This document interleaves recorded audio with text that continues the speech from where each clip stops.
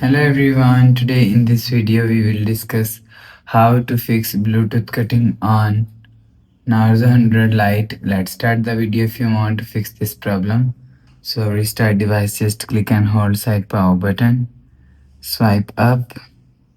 After swipe up, enter phone pin, you will see your problem is solved. But if it not solved, if you want to fix this problem, go to app library. Here click on settings app. Now in setting, scroll down and click on apps. After click on apps, click on app management. Scroll down and search Bluetooth app from here. Click on Bluetooth app, for example. Click on storage usage and clear cache Bluetooth app. After clear cache Bluetooth, you will see your problem is solved.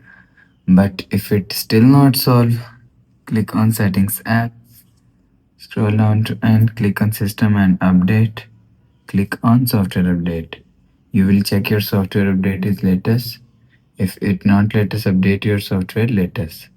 After update software latest, go back to home screen. You will see your problem is solved. So that's how you can fix Bluetooth cutting on Narzo 100 Lite.